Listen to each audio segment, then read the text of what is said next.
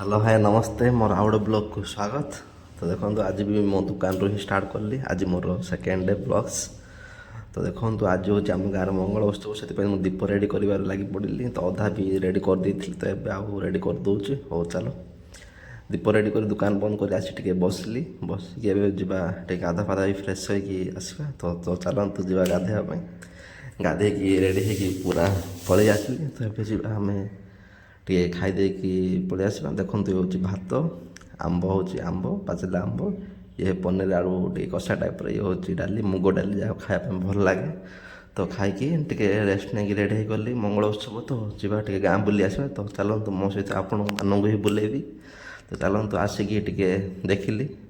ବର୍ତ୍ତମାନ ଏବେ ଷ୍ଟାର୍ଟ ହେବା ପାଇଁ ଯାଉଛି। ତ ଦେଖନ୍ତୁ ଏଇଟା ହେଉଛି ଆମର ପ୍ରଥମ ବ୍ଲଗ୍ରେ ହିଁ ଦେଖିଥିଲେ, ମିନି ବ୍ଲଗ୍ରେ। ଏଇଟା ହେଉଛି ଆମ ମାଆଙ୍କର ଅସ୍ଥାୟୀ ମଣ୍ଡପ।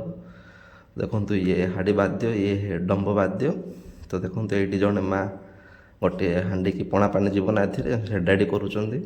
ତ ଚୂନ ଲିପିକି ହଳଦୀ ଲିପିକି ସିନ୍ଦୁର ଟିକେ ଲଗାଇବେ। ଦେଖନ୍ତୁ ତାଙ୍କେ ବି ମୋ ଭିଡ଼ିଓରେ ଆସିଗଲେ ଆଜି। ଏଇଟା ଶୁଭକୁଣ୍ଠି ଆସିଥିଲା ଆମର 21 ତାରିଖରେ। ତ ଦେଖନ୍ତୁ ମା ଏଇଟା ଆଉ ଗୋଟେ ସାଙ୍ଗ ଦେଖ ସିଏ ଦେଖିଲେ ମୋ କ୍ୟାମେରାର ମୁଁ ଲୁଚେଇ ଦେଉଛି। ଏଇଠି ମା ଆସି ରହିବେ ଅସ୍ଥାୟୀ ମଣ୍ଡପରେ 15 ଦିନ ଆମ ଗାଁରେ ଯାତ୍ରା ହୁଏ। ତ ଦେଖନ୍ତୁ ଆଉ ଗୋଟେ ମୋର ସାଙ୍ଗ ଯିଏକି ସିପୁନ ଭାଇ କ୍ୟାମେରା ଆସିଥିଲେ। ଏଇଟା ହେଉଛି ମୋ ଘର ଆଉ ଦୋକାନ ଦେଖି ନିଅନ୍ତୁ, ସୁନ୍ଦର ଅଛି କି ନାହିଁ କମେଣ୍ଟ କରନ୍ତୁ। ଏବେ ବି ଷ୍ଟାର୍ଟ ବି ହେଇଗଲା। ଦେଖନ୍ତୁ ମାଆଙ୍କର ମଙ୍ଗଳ। ଆମ ଗାଁରେ ଅକ୍ଷୟ ତୃତୀୟ ପରେ ଯେଉଁ ପ୍ରଥମ ମଙ୍ଗଳବାରଟି ପଡ଼େ, ସେହି ମଙ୍ଗଳବାର ଗାଁବାସୀ ପଣା ପାଣି ନେଇ ଯାଆନ୍ତି। ତ ଘରେ ପଣା ହୋଇଥାଏ, କ୍ଷୀରି ହୋଇଥାଏ, କେତେକର ପିଠା ବି ହୋଇଥାନ୍ତି, ମଣ୍ଡା ପିଠା ଧରି ଯାଆନ୍ତି ମାଆଙ୍କ ପଣା ପାଣି ପାଇଁ। ଆଉ କେତେକ ଛନ ପିଲା ଲଣ୍ଡା ବି ହୋଇଥାନ୍ତି, ତାଙ୍କ ଯାହାର ଯାହାର ମାନସିକ ବି ଥାଏ। କୁକୁଡ଼ା ବି ମାରିଥାନ୍ତି, ଛେଳି ବି ମାରିଥାନ୍ତି। ତ ଏମିତି ଆମ ଗାଁରେ ପାଳନ ହୁଏ। ତାପରେ ଆଉ 2 ଦିନ ପରେ ମାଆଙ୍କର ଘଟ ଆସିବ ମାଆଙ୍କୁ। ତ ଦେଖିବେ ମୋ ସହିତ ଯେମିତି ଯୋଡ଼ି ରୁହନ୍ତୁ। ତ ଚାଲନ୍ତୁ ଆଗକୁ ଯିବା, କ'ଣ କ'ଣ ହେଉଛି ଦେଖିବା ଚାଲନ୍ତୁ।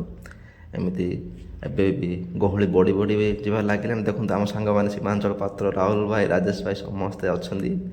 ଆଉ ନୂତନ ଭାଇ ବି ଆସିଗଲେ। ଦେଖନ୍ତୁ ଏମିତି ଗହଳି ବଢ଼ି ଯିବ। କ'ଣ ପାଇଁ ନା ପ୍ରଥମେ ମା ଷ୍ଟାର୍ଟିଂ ହେଇ ଆସିଥିଲେ ନା ଘର ମିଶି ପୁରା ଯେତେବେଳେ ଶେଷ ହେବାରେ ଯିବେ ସମସ୍ତେ ମିଶି, ସେତେବେଳେ ଦେଖ ପ୍ରବଳ ଭିଡ଼ ଲାଗିଯିବ। ତ ଦେଖନ୍ତୁ ଏଠି ଆସି ପହଞ୍ଚିଗଲେ। ଏଇଟା ହନୁମାନ ମନ୍ଦିର ଦେଖୁଥିବେ। ଆମ ଗାଁ ହନୁମାନ ମନ୍ଦିର ଦେଖିଲେ ତ ଏଇଟା ହେଉଛି ଆମ ଗାଁର ପ୍ରଥମ। ଦେଖନ୍ତୁ ଏତିକି ଛେଳି ବି ଯାଉଛନ୍ତି ମାଆଙ୍କର। ଏଇଟା ପର୍ବା ଦେଖନ୍ତୁ, ମା ଦୁର୍ଗା ମା ପର୍ବା ବିଷୟରେ ନାଚ କରୁଛନ୍ତି।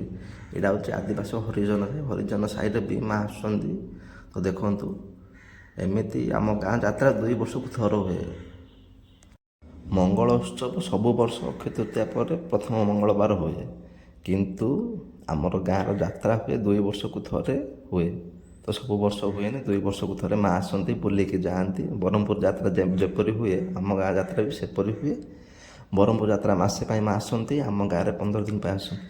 ତ ଦେଖିପାରୁଥିବେ କେତେ ପ୍ରବଳ ଭିଡ଼। ତ ଦେଖନ୍ତୁ ମୁଁ ଦେଖାଉଛି ଆପଣଙ୍କୁ ମୋ କ୍ୟାମେରାରେ। ଦେଖନ୍ତୁ କେତେ ଲମ୍ବା ଲାଇନ୍ ଲାଗିଛି। ଯାହା ବି ହେଇଥିବ ଆପଣ ଅନୁମାନ କରୁଥିବେ କିଲୋମିଟରଟି। ମାଆଙ୍କ ପାଖକୁ ଦେଖନ୍ତୁ କେତେ କୁଆଡ଼ୁ ଭକ୍ତ ଆସୁଛନ୍ତି। ଆସି ପହଞ୍ଚିଗଲେ ଠାକୁରାଣୀ ମନ୍ଦିର ପାଖରେ। ତ ଦେଖନ୍ତୁ ଏଇଟା ହେଉଛି ଆମ ଗାଁ ବୁଢ଼ୀ ଠାକୁରାଣୀ ମନ୍ଦିର। ଏଇଠିରୁ ମା ଯିବେ ଅସ୍ଥାୟୀ ମଣ୍ଡପକୁ। ଏଇଠାରୁ ଅସ୍ଥାୟୀ ମଣ୍ଡପକୁ ଯିବେ ଗୁରୁବାର ଦିନ ରାତିରେ ଯିବେ। ଆମେ ଆସିବୁ ଡାକିବା ପାଇଁ 9ଟାରେ। 9ଟା ଅଧେରେ ଅଛି ବୋଧେ ଟାଇମ୍, ମୁଁ ପ୍ରକୃତରେ କହିପାରିବିନି।